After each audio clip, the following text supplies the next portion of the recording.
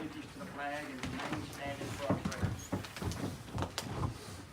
Allegiance to the flag of the United States of America and to the republic for which it stands, one nation, under God, indivisible, with liberty and justice for all.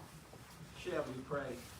Our Father and our God, we bow at this hour again to give your name glory, to give you praise. Thank you, our Father, for all of the gifts and graces that you have given to us and our families. We invite your presence now at this meeting as we look at ways and means by which we might move this county forward academically.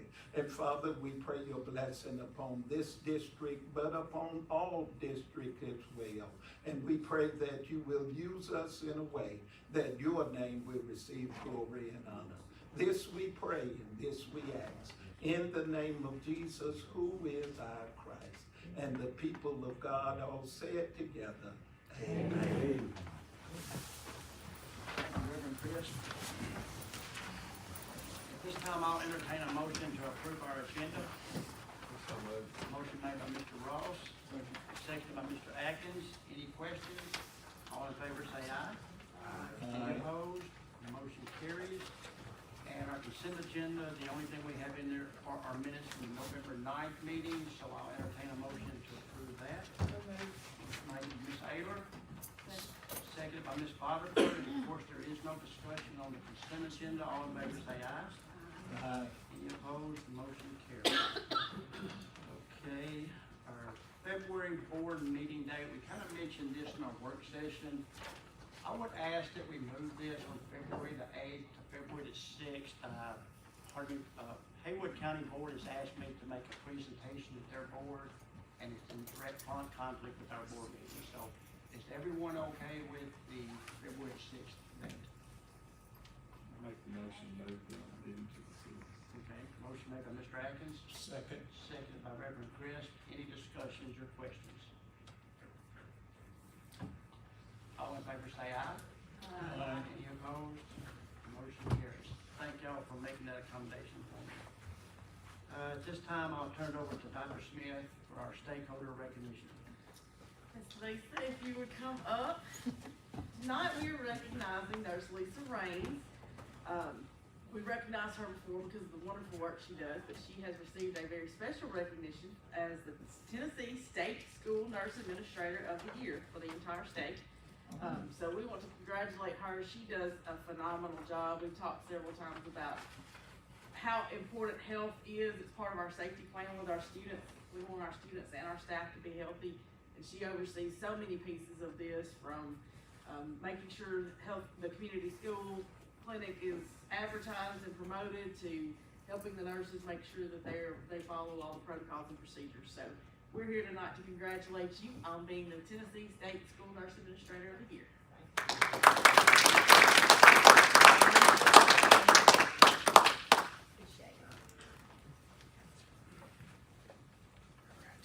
Thank you, thank you.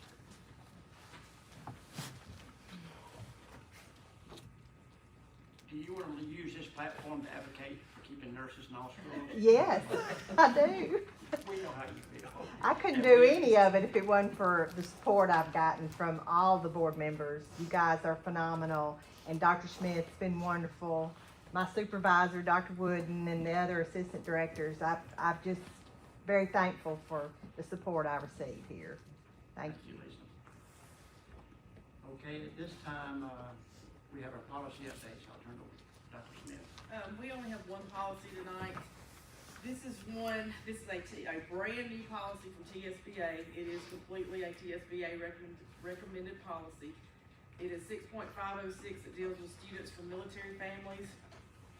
The basis of this is that it allows students who do not currently reside within a school district to be allowed to enroll if a parent has been relocated to Tennessee on military orders. It gives them 5 days to provide some type of proof of residency, whether it's on base or etc. Then it also provides them an excused absence for 1 day prior to and 1 day upon the return of a parent or guardian from military service. It also gives 10 excused cumulative absences for deployment. That's the 10 is the max there. This is a brand new policy, it is TSBA recommendation. Any questions on that? It will be a first and second reading, so I'll entertain a motion that we approve policy 6.506. Also moved. Motion made by Ms. Carter, second by Mr. Ross. Any discussion? Any questions? All in favor say aye. Any opposed? Motion carries. Okay, next we move on to our resolutions, unless Dr. Smith wants to go over them. We went over them in our work session. They're resolutions that pertain to special school districts, the letter and grade formula, temporary teaching positions and permits, raffles, and school vouchers. Pretty much everybody knows how we stand on school vouchers. If you get a chance, send an email to our state representatives, our state senators. There needs to be some accountability for these vouchers. If they're gonna go to different schools, then there needs to be accountability to follow that money dollars. So if you need an email address, I will be glad to give you any of the email addresses. So does anybody want to pull any of these resolutions out before we vote on them? Okay. I'll make a motion we approve all 5 resolutions. A second? Second. Second by Mr. Atkins.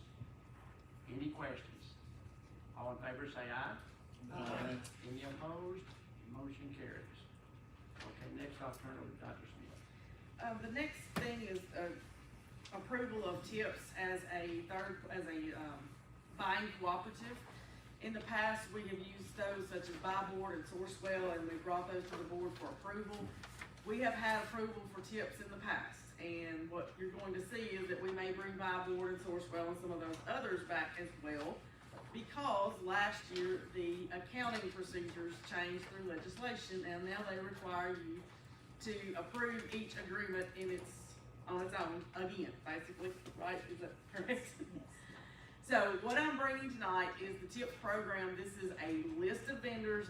The basis of this is that we do not have to go through the bidding process because they have already done this and the state's already approved it. This is TIP's interlocal purchasing system. I think it's based out of Texas. But what we're doing here is the first thing is to approve the use of TIPS, and the second thing is we'll have to approve the master agreement. All of that was in the drive. It's multiple pages. But this is specific to using TIPS as the purchasing vessel. And we'll need 2 different motions on this. One to approve it as a cooperative, and then to approve the agreement.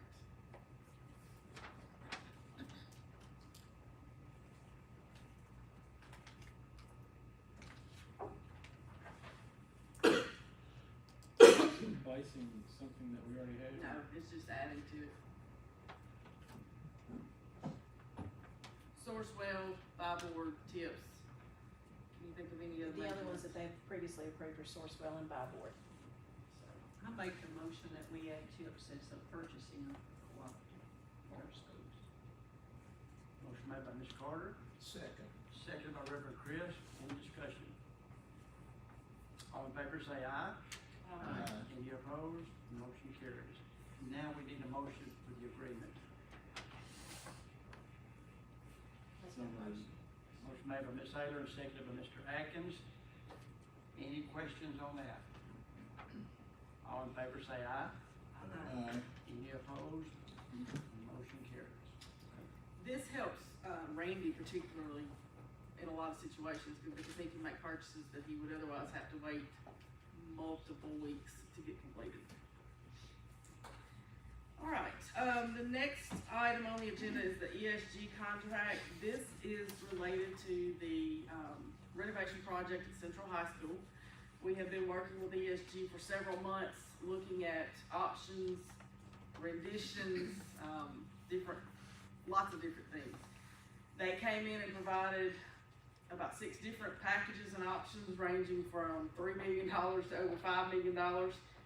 But what I want to do tonight is kind of tell you where we landed and what all that is going to encompass. This is a picture at the top left. I meant for this to animate, but it won't do it. Is the current, obviously.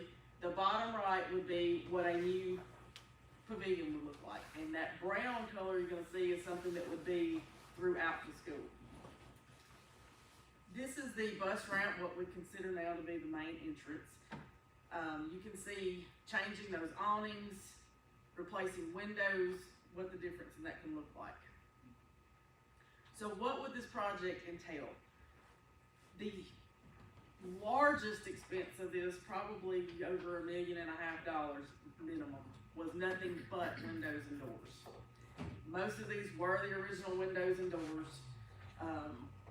Some of them are cracked, some of them are busted, some of them have plywood on them.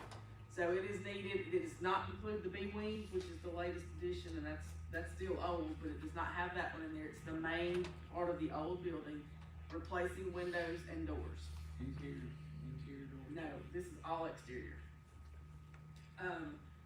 With windows and doors, since this project was not approved prior to July 1st of last year, we are bound to the security film requirements of the governor's safety resolution. So this would be security film on all windows and doors up to 7 feet. Obviously, you saw some of the awnings and entrances. The lighting outside would be upgraded. This does include roof and wall metal replacement. For example, all that green trim that's faded and the gutters and all that type of stuff would be replaced with that antique bronze. That alone would change the looks tremendously. Relocating the front reception area where it is now up to that front, the circle drive where we looked at last year. Be the front left room or the front right? It would be the front left where guidance is, and there's really a space there. We just have to put a hole in the concrete. HVAC and current front reception, we have moved the guidance department to that room, that big room down there. And if you go back and look at the top one, you see where their air conditioners are sticking out, all that green is there. Those are actually windows that have been boarded up. So we would remove all of that and you can see the bottom, how just replacing, getting those boards off, getting the HVAC system into the building changes the entire looks of that. Those are mini splits. It's an energy thing too. So that's what HVAC and front reception means. And then courtyard demo. If you remember the courtyard outside the cafeteria is there. It has a dilapidated walkway, a dead tree, a live tree, and a power pole with lines that we don't really know where they go to. So this would be to get that tree out, to remove that sidewalk, and just make that a better grassy area. Now they did have a very nice, big, beautiful pavilion and some cafeteria options to make that an awesome place, but it was rather pricey, so we cut that out. But we do have the plans for it in case we want to add that as another phase down the road. So that's what this contract would cover specific. Oh, and lighting. This is full lighting inside. They have a savings plan where there's not, and this is Mr. Jeremy Childers, by the way. Jeremy, you'll stand up. He is not their salesman, he is their engineer. So he's here to answer any questions we may have, but the lighting, they're gonna be able to offset some things with that. So there is some cost, but it also kind of takes care of itself. Yeah, there is savings, along with the lighting, there's also savings with the older windows. You have some vintage 50s and 60s windows, so getting those where they're not holes in them, they're double pane, low E, energy efficient windows that will match the B-wing section as far as aesthetics. So that is what this project at this point entails. We actually have plans drawn up for a lot of other things that were included with this. So down the road, if we want phase 2 and 3, we have those options as well. But we thought this was a place to start. This would be funded out of our capital improvements project fund. And we do have the funds in there right now to complete this project. Dr. Smith, this security film, that make things bulletproof, It's That- bullet that- resistant. Yeah. bullet resistant? Yes. Bullet resistant. Bulletproof is very, very expensive. It does meet the governor's mandate. It is also, it's basically, bullets will go through it, but if you've seen the video from the Covenant shooting, where they shot a piece of glass and walked right through it, there's videos, I've shared with Dr. Smith, and I'll share with y'all if you'd like to see it. We actually took the same glass that we're gonna be using on this project, the same film, and tested it ourselves. So we, had some fine people from a local SWAT team shoot it, and a 6'6" guy with a sledgehammer that couldn't get through it, and then after that, they placed a, explosive demolition charge on it, and still couldn't get through it. So, it's not bulletproof, but, it will by leaps and bounds buy you time for a response. Going back to the lights and upgrading the lights, about 10 years ago, give or take a couple of years, we did a Siemens Energy grant that was budget neutral. Are there any kind of available funds that could be budget neutral with actually the savings would offset and pay for the? The lighting is rolled into this package, but the savings from your utility budget is actually just going back into your general fund. So it's the same concept, it's just rolled into an overall package. So the lighting is actually paying for itself.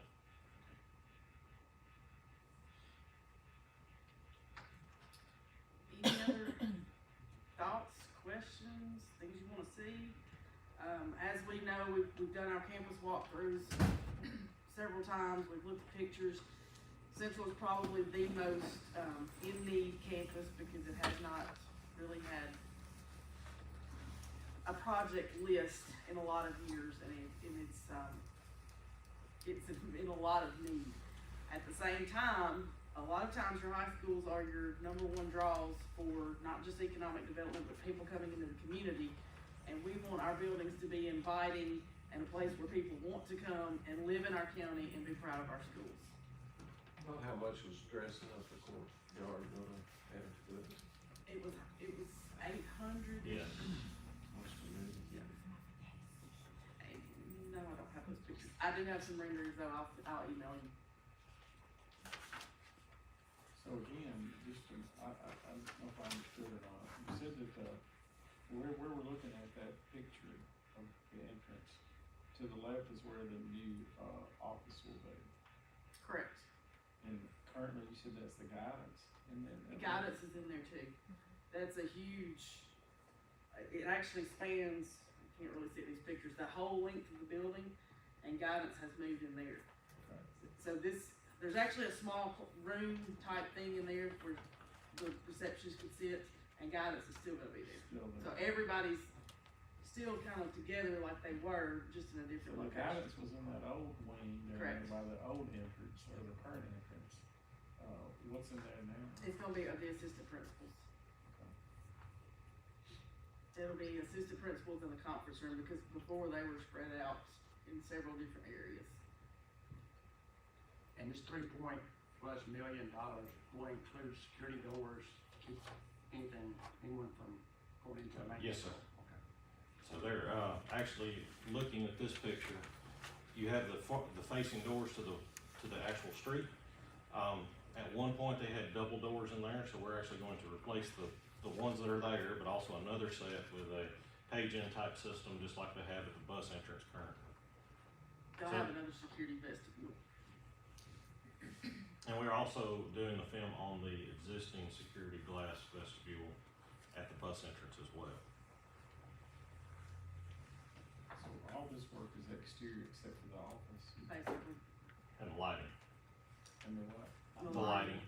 We did have, we've got restroom plans, but they were probably 400,000 to 500,000. So is that gonna change the pavement and the asphalt there in front of the building as well? No, we'll just probably end up reversing traffic flow, which we need to do anyway. And one other thing, on this front set of classrooms, we'll be adding egress windows that they currently do not have, to meet Tennessee Fire Code. I'd like to see some more pictures, really, if you can share them with us at some time. I think all the other renderings we have are pieces of the project that we cut out, but I'll be glad to see them. And again, the bathrooms were how much more? To do all four of them, I think that was somewhere in the neighborhood of about 1.5. That's, because there's 4 in there, they all have asbestos tile. And they would basically have to be a complete gut redo and to do it right. But we do have all the architectural plans for it, should you wanna pursue that at a future state. All those plans are already done. Is there one restroom worse than the other? Yes. Yes, the one, if you go through that door and hang an immediate right and then an immediate left, the men's and women's are probably the worst of the four. Do you have an estimate on what just those two restrooms would be? I can look it up for you. I've got my computer here, I'd be glad to look it up if it's an action you want to take tonight. I just remember that one of them was really bad. Off the top of my head, I think that one's somewhere around $500,000 to do it, because it would be a complete, they also have cinder block walls in those as stall petitions. So when I say a complete gut and redo, it's complete. And we may be able to do some smaller cosmetic things just to get us to through that.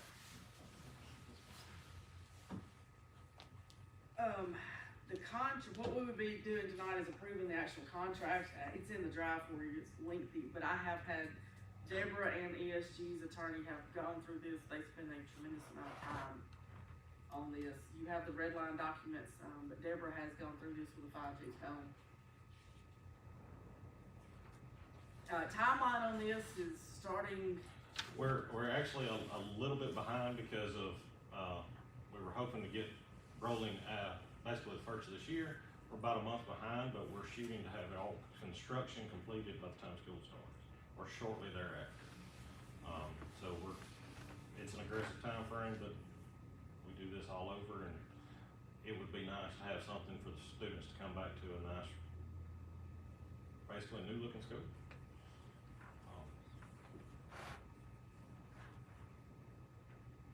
In the past, we've all done our campus walkthroughs, and we know that we put a lot of Band-Aids on this. We look around at neighboring districts and we see much newer schools, much newer, or ones that have been renovated a lot sooner than ours have. I've been out of Central for over 30 years, and it looks just like it did or worse when I was there. So it is a lot of money, it's a lot of money, but we have taken actions and steps to make sure that we've been very frugal and been able to sustain our programming while also saving the money to be able to do this and not create taxpayer burdens and things like this. The sad thing is, we have the project going on at Bolivar Elementary that's gonna start as soon as students leave. It's basically windows and doors too. That's how expensive this stuff is, just the windows and doors. And, you know, it can make a huge difference in what it looks like, but at the same time, we can have impacts of something else, but the energy savings and the security is what's important with this. So it is a lot of money for windows and doors. A lot of our buildings were built in the 40s, 50s, and 60s, and it's time for windows. Yeah, and that would also include the abatement of. Yes. Include what? An Abatement, process. so those windows have, asbestos material in the caulking. So we actually, that includes the price of abating during the demo to meet all the code requirements for doing that as well.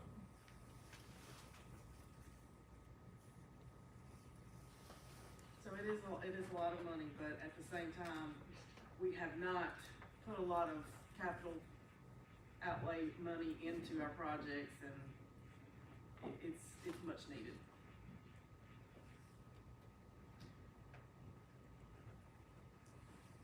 Any questions? Any questions?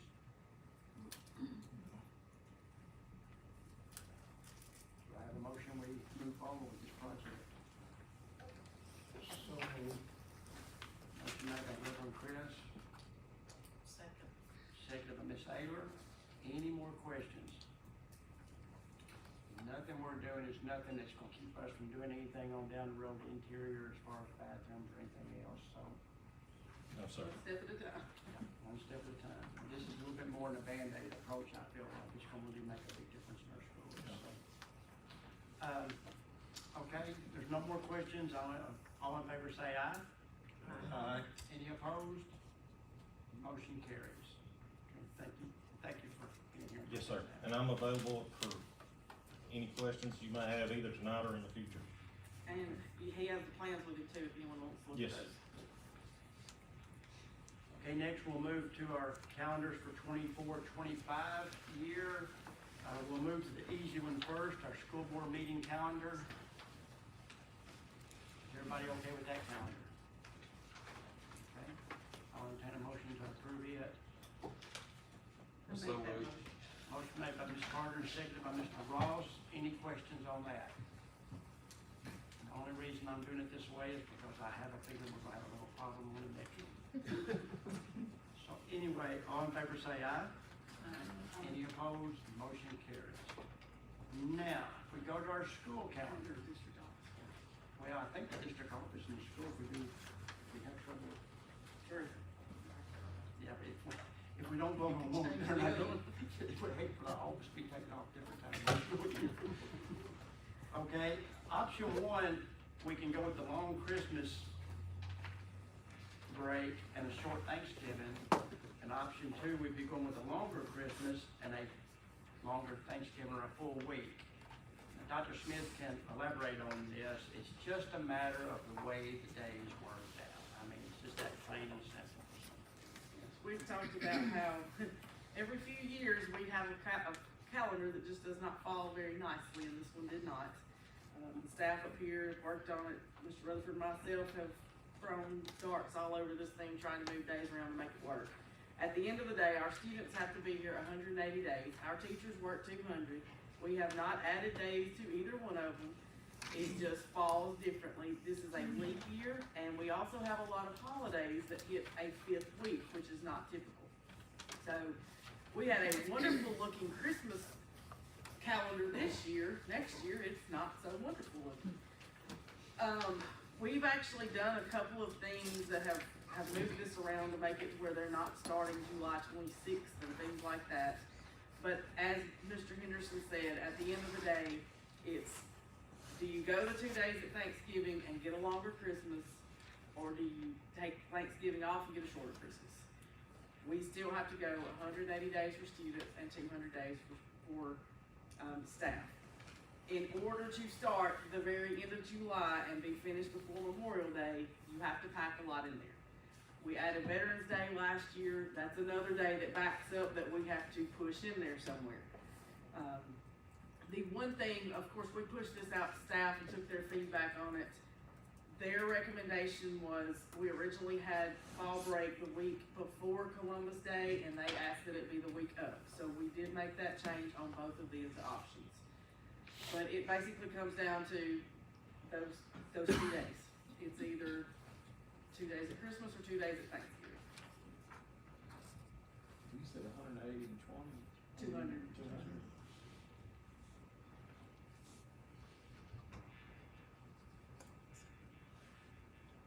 Nobody is brave enough to make a motion on it.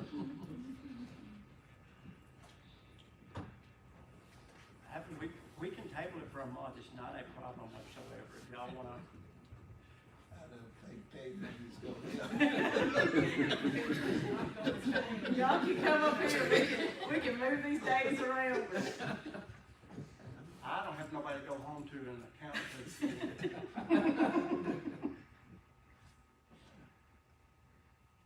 But since the days worked out like they did, personally, I think people would rather have a longer Christmas. I agree.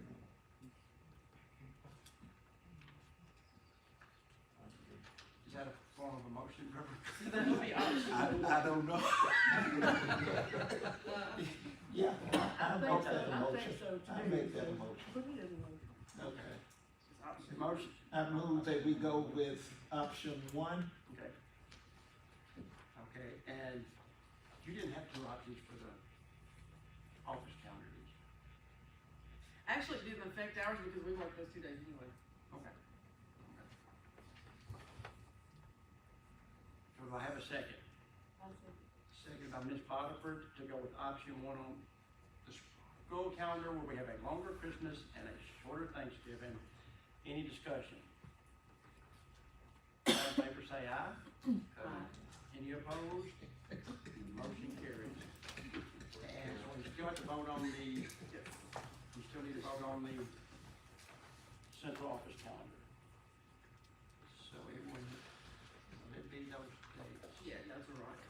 didn't get them off anyway. Okay. I asked this last year, and I can't remember what the discussion was, but Juneteenth is not on there, and that's a federal holiday now. It is, the reasoning is summer school, if we will have to cross fiscal years, it would push us one day into the 25-26 fiscal year. What we did last year was we allowed 12-month employees to take that day or a day that week. So we So you recognized consider it, but that we didn't, It's just, it's a floating day, so yes, to speak. basically. Okay. It would push us another week behind if we had to push summer school back into July. I just like to see it on there. Just to say that we're recognizing it as being, as a floating day. It's just defined a little bit more specific for the employees. If that's possible. I It think looks so, like we're just- if we it just keep, looks like we we're limit it to okay. 12-month employees, I think it would be. Yeah, What are you asking me? if we added a floating holiday for Juneteenth to 12-month employees, It would only be applicable to the to 12-month 12-month employees. employees. That's not a problem. You're gonna have other people question it. Well, we can put it on the calendar. We could define on the calendar that it is floating, for what period it is floating for, and for whom it is applicable. That's what I think we should do. Okay, that's my opinion.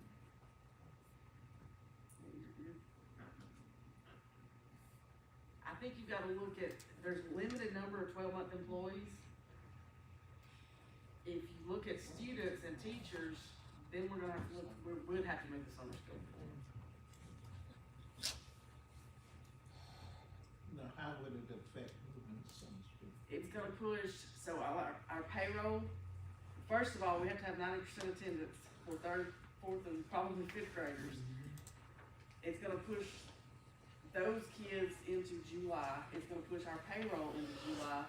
July 1st changes our fiscal years.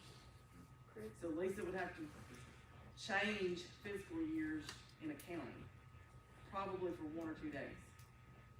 Well, Christie, okay, I don't know where the 4th comes, I'm not looking at a calendar, but also we've got to recognize that a lot of our summer school will be paid this year by ESSER 3, Correct. which has a drop dead date right now, as That's far as we July know, of June 30th.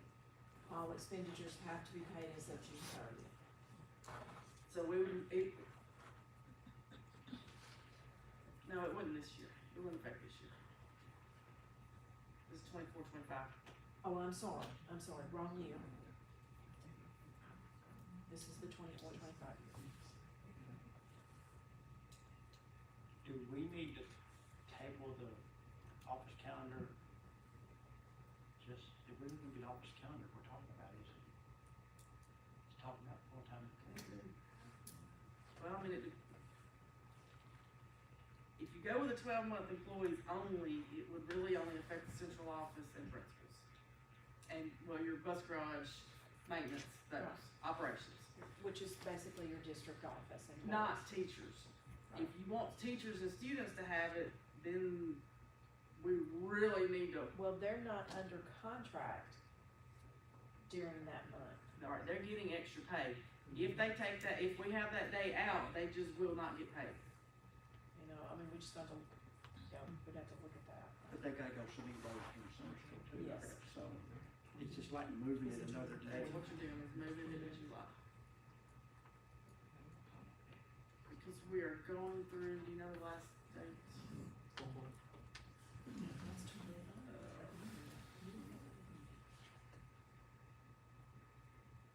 We're going up to June 28th this year.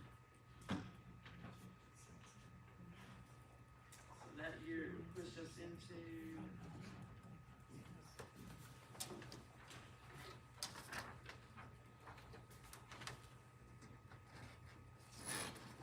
We could go up to that Monday, which would be the 30th. Their last day would be a Monday.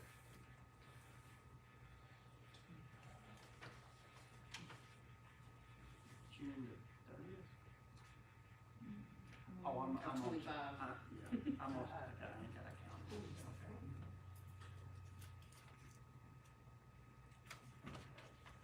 Is that gonna mess anything up with the calendar? Not of which I'm aware right now, I've just gotta think through that.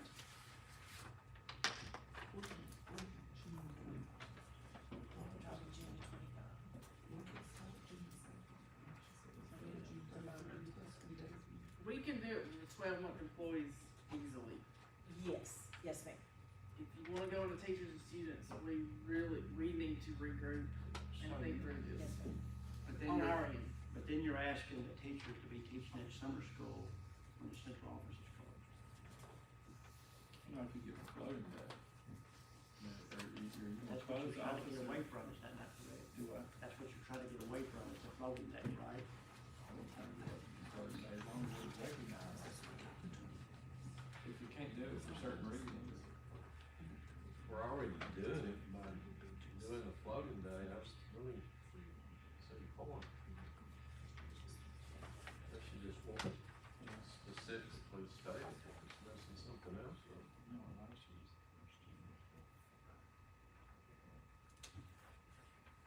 If we just want it on the 12-month employees, I can add it to this calendar with a caveat.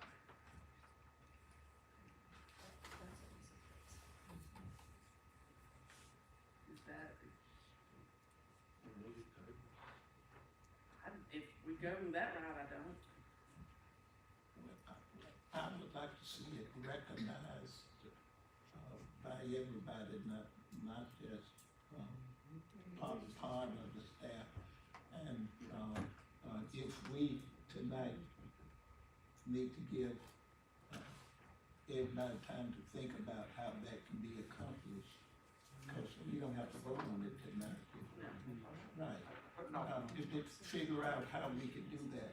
So, We can vote on this calendar, and then we can add that.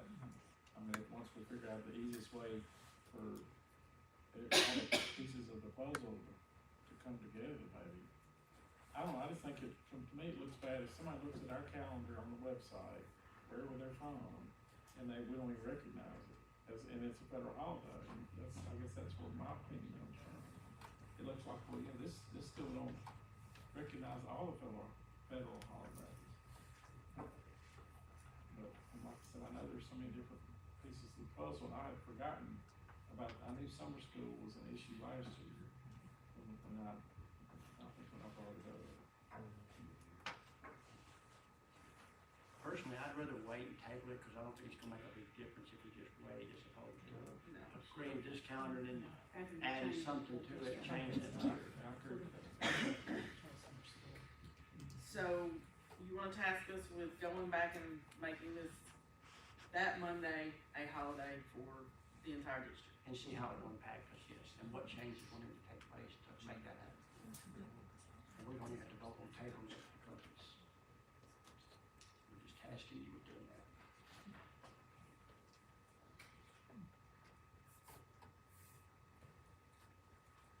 Everybody good with that?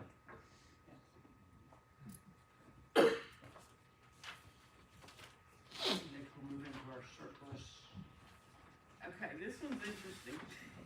I'm asking you to reverse a prior surplus. Last summer, we had a surplus list and we had a, blue Ford Taurus on there to come out of service because of its age. It's like a 1992 model with 250,000 miles on it. We had left this gray one in there, which was a lot newer. In the meantime, over Christmas break, someone decided to jump the curb and hit the car. It was in a parking spot, and they hit it so hard it moved it out of the parking spot. So all this car does is go back from the Learning Center to Baldwin Middle School. It's less than a quarter of a mile. We're asking the gray Taurus is totaled, surplus it, we're not even gonna repair it, and put the blue Taurus back into commission so that they can go back and forth a quarter of a mile to get meals. That's basically what we're using. But I have to do that officially. And I knew we'll need approval on that. So moved. And I second it. Used side by side. Look at on there. Okay, motion made and seconded Motion is made by Mr. Atkins, is that correct? And seconded by Ms. Carter. Yeah. To bring the blue Taurus out of Correct. surplus. All in favor say aye. Any opposed? Motion carries. Is that it on the surplus? That's it. Okay. Next, we'll move into the school audit reports. I'm sorry, go ahead. Another change that came last year with the new accounting manual was that now the school board is being asked to approve school audits. My question was, what are they approving? Because you can't appeal it. Anyway, they're asking legally for us to approve it. This is our school audit report. We had no findings. So that is good to report. I don't have anything to report. No findings, but we will need approval on school audits. No problem there. I have a motion to approve our school audit. So moved. Motion made by Reverend Chris, Okay. seconded by Ms. Potterford. Any questions? All in favor say aye. Aye. Any opposed? That motion carries. Next, we've only got one committee report. I was not at the budget committee meeting. Mr. Atkins, you were there, correct? Okay. I'll turn it over to Mr. Atkins at this time. All right, we need to look at a couple of budgets. The first one is, Sub-Fund 432, 21st Century Grant, it's after-school tutoring. This is a budget. And that's $58,000. And this funds after-school tutoring to Middleton High School, and it's in a 2-year cycle, and I think this is the second year. So we need It's to the approve- last year. It is the last year. It is the second year, so it's the last year, so, and I'm gonna let you look at another budget. The next one is the 941 Resilient School Communities Grant. And, that has carryover privileges. It was set to end on June the 30th of 2023, but it does have carryover, so we're carrying over $23,259. It is for behavior assistance, in the SPED arena. This will be the last year for that too. That possibly will be, money that we will not have in our budget next year, so we'll have to make tough decisions on what we need to do about that person, so. And that's being funded through this grant, or through this budget and grant. Does anybody have any questions about either one of those? Those two come as recommendations from the budget committee, and I'll ask for approval on those first, and then we'll go to amendments. Okay? Do I have a second on that? Second. Seconded by Reverend Chris. Any discussion on those two budgets? Sub-Fund 432 and Sub-Fund 941. All in favor say aye. Aye. Any opposed? Motion carries. Go ahead, Mr. Atkins. The next ones are amendments. The first one you look at is a general purpose amendment, and it's on the maintenance equipment. We need another used truck, for the maintenance department. The one I think that Mr. Polk is currently driving is, 20 years old. It's in, need of repair, heats out. I think he has to put oil in it, on a daily basis, or, every time he puts gas, he has to put oil in it, so, he needs something else to drive to do his job. So we're gonna increase that line item $25,000, and they will be looking for a truck, in the $25,000 range. Of course, that will be a used truck. If you'll look at the next one, And that comes out of fund balance, correct? is correct. The next one, is an increase, of an award and a grant that Dana Sane and Liz Vaughn has received, and that will be an increase, of $10,000. And that will be $5,000 for each teacher. If you look at the next one,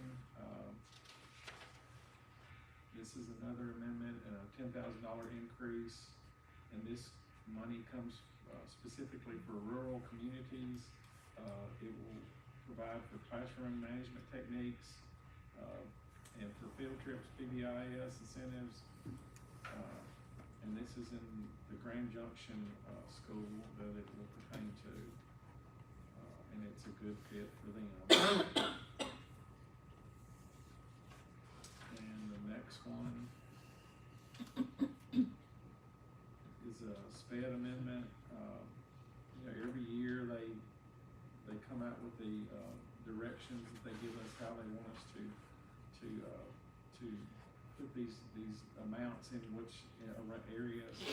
And of course, last year we had it in the supervisor director, and they don't like that now. This year they want it in other salaries and wages, so that $125,000 will be moved there.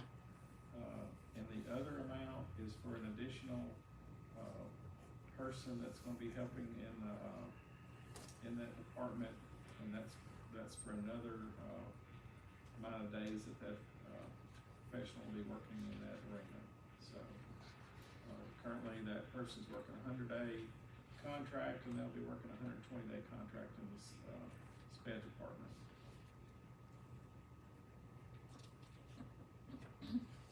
The last one we have, is in tune. There's some hungry folks over there, and they don't have a can opener, so can opener has died. I know one could die, but it's no longer working. And of course, the can openers, believe it or not, are about $1,500, $1,800. So you know, I'm sure it's probably 40 or 50 years old. So I think we've got our money's worth out of it. So we are in need of a can opener for Virginia Elementary School. So that's $2,000 increase in that area. So any questions on any of these budget amendments? If not, they come as a recommendation from the budget committee. Okay. Ms. Hicks, do we need to vote on the one that's got to go before the county commission? Comes out of fund balance separate if we vote on all four? I think you can vote on it for simultaneously. That comes as recommendations. Would I have a second? I second. Second by Ms. Carter. Any discussion on those four budget amendments? Not, all in favor say aye. Aye. Any opposed? Motion carries.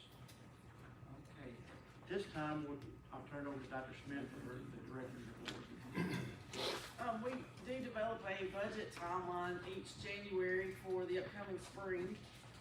And it's going to be another difficult budgeting year in terms of timelines because we do not get our first TISA estimate for the upcoming school year until about the second week of April. But we have to have our budget to the county commission in May. So we start working in January, February. We'll begin in the next few weeks having sync meetings with principals and schools, department meetings to see what they need and what, after they've done their needs assessment, what things they may need for the upcoming year. Aligning our programs with our mission. Is everything we have what we need? Do we have all of the resources? In March, we'll review and develop line items. We plan to have the first run done toward the end of March. That's the target date. And have this to you on May the 7th for board approval. So that's the timeline overview for the budget process. Skip that. I would say one other thing too, you know, that audit report is in your folder and look at that. But, you know, it's very, we need to commend the staff here and Lisa and all the other staff as well on not having any findings. That's very unusual. They usually have recommendations or findings, and there's no findings. And, so I think it's very, admirable what they've done this past year, and they always do a great job, but it's recognized in this report. And I appreciate everything that y'all do. Mr. Atkins, the true credit goes to your school bookkeepers. That's your school audit, and it goes to your school bookkeepers, and they've done a fabulous job. They really have.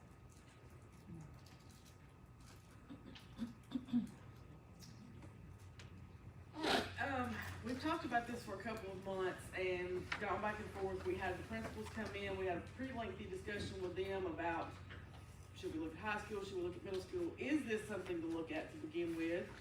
And at the end of the day, they did feel like maybe limiting sizes and having some options available for safety and security, number one, but also to help move, the process along a little smoother to get people in and out of the buildings.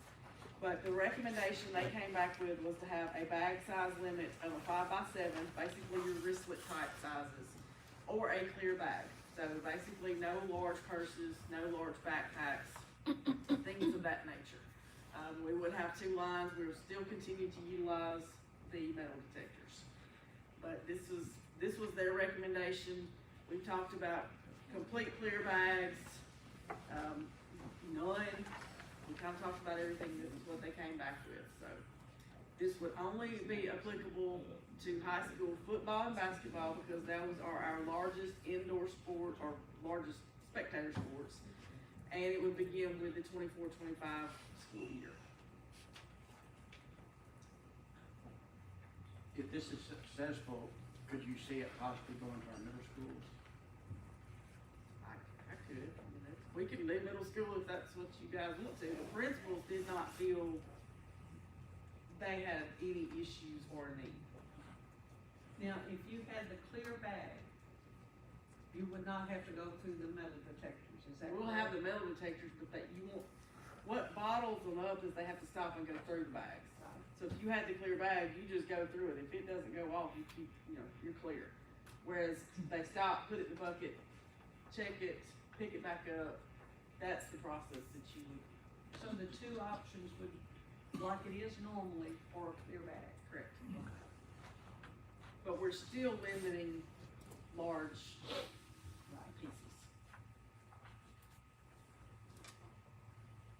Of course, you're gonna get into the issue of diaper bags, but if you limit it, you limit it. They'll just have to go out.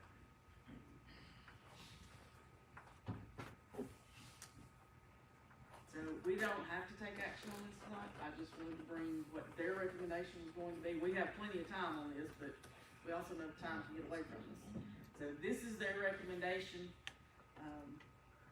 And we can decide, choose to do nothing and leave it as is. But we have spent a lot of time on this, talking to them, that, they're the ones that manage these games and know their fan base and know the issues that they deal with, so this is what they came back with. We're good, we wanna have discussion on this at a later date, wanna think about this, or And this came from a recommendation from who again? the principals. It was the overall recommendation. I'm not gonna say everybody was in love with it, but. And I did, cause we had some middle schools that did not want to do it and some that felt like they needed to. And it's like I told them, you have that option to do it. It does not have to be, they can do it. So why do they want to do the non-clear bag? So that there was something for people that didn't have the clear bag. I mean, it's even got Ziplocs in there too. With the 5x7 being supposedly small enough that you couldn't Most see. football games or basketball games now, you have to have a clear bag. I think part of that too was, we looked at districts around us and there was not a lot. You will find some that are, and some that are district-wide and some that are schools only, but there's not an overwhelming number of districts doing this.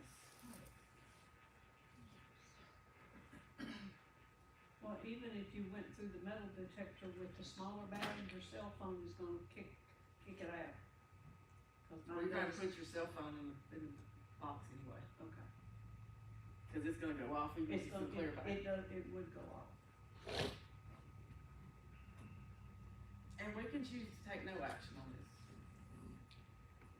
But this, I told you I'd talked to them, we had this discussion, this is what they came back with.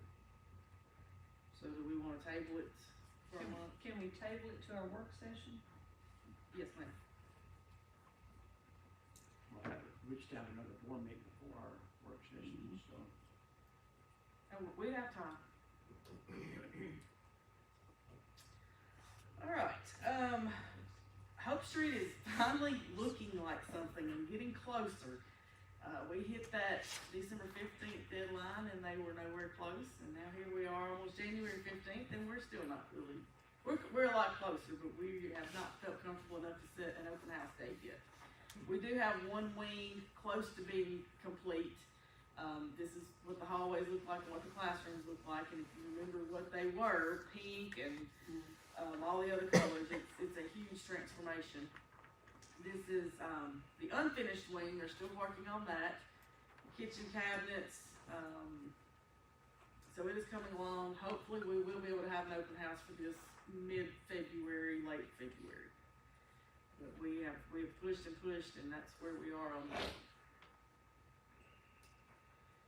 I wanted to show you a couple of things. We talk about success with early literacy and our foundational skills and how we feel a lot better about these students post-COVID and what we're looking at with 3rd and 4th grade. And while we don't feel like we had as big of an issue with 3rd grade retention as we initially thought, this is iReady, and our students take this benchmark 3 times a year, August, January, and May. And what we have found, this is last year's data, and it was 22-23 compared, fall of 22-23 compared to spring. So this was last year's first test and last year's last test. And if you look at this, you will notice that in kindergarten, on the first 2 columns, you see yellow and green. You do not see any red. And as you move across 1st, 2nd, 3rd, 4th, 5th grade, you see that the red begins to increase. Those are our students that we didn't have a lot of these things in place for, that were in kindergarten 5 or 6 years ago, compared to our kindergarten 1st and 2nd graders and what's happened in the last 2 to 3 years. So as you can see, we're making a big difference. That red actually means below grade level. So we're seeing fewer and fewer of our students leaving those early grades below and behind. And that is absolutely 100% our goal, to make sure that they're ready, particularly by 3rd grade, to be reading. That was the reading. This is how placements have changed from fall to fall. Again, look at kindergarten and 1st grade. That green is mid or above, the yellow is 1 below, and then the red is 3 or more. You can see that what we have done in kindergarten and 1st grade is absolutely without a doubt working.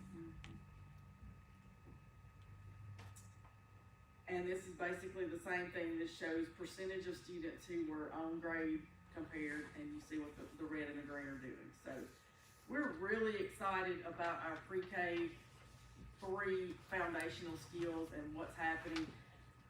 It's been a struggle some days because some people didn't always want to see the benefit and the value, and they don't like 30 minutes in phonics and things like that, but we are seeing multiple pieces of data. The 3rd grade test scores last year, this data, and some other things that show the things that we're doing in those grade levels are working. And that is a focus, because if we don't set those foundational skills early, we know they're gonna struggle the rest of their educational career, and that's not what we want. So really, really, really proud of the work that pre-K, 1st, 2nd, 3rd grade have done.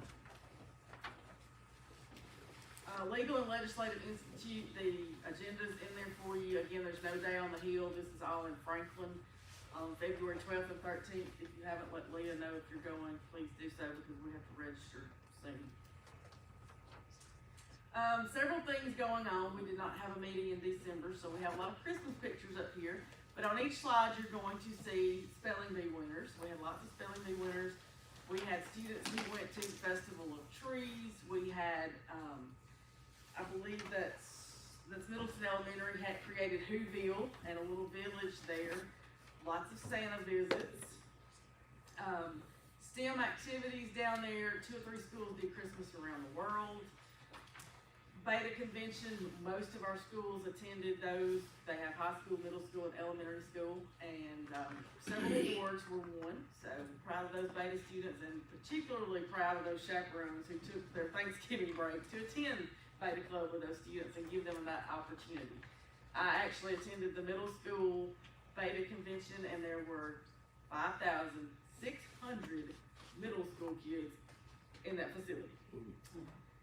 Do not go to Upper Lane Hotel the week of Thanksgiving. STEM Center, that is Mr. Shackelford talking to students about forensic science. They have done a great job down there with career alignment and bringing in guest speakers on topics that she's doing. Bolivar Middle School had the Christmas tree book giveaway. If you go down, in front of the street, they have painted tiger paws on that street and renamed or added the sign for Tiger Country to them, just like they had done for Bolivar Elementary and Bolivar, Central. And they had a pie the teacher and pie the Dr. Mays a day event. Grand Junction, students who improved 100% on their iReady growth got to have a camp out in the classroom. So they made tents for them and a pretend fire pit and had s'mores and things like that. So something really neat for them to do. More STEM activities. Christmas around the world again. Middleton High School participated in the parade. That's HOSA, I believe. Had several HOSA winners. Again, they participated in Beta and had an awesome living literature exhibit. Their band came to several businesses in Bolivar and in Middleton and played Christmas carols for people and businesses.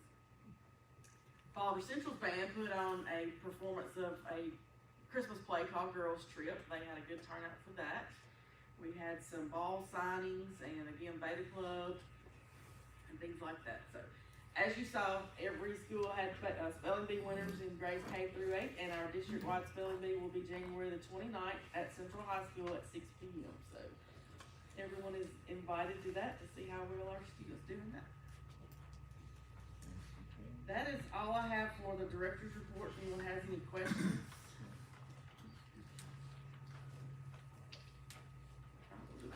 None. Do I have any public comments? Anybody from the audience want to say anything? If not, before we adjourn, again, I always like to thank this board up here because hands down, they are so thorough in everything they do, the research they do to find out, to make a decision. They don't just make a snap decision. They give up their time. We're going to have a retreat in February where they're going to give up a whole workday just to attend it, all 9 of us. So I want to commend them. I appreciate them and the work they do. So having said that, if no other comment, I would entertain a motion to adjourn.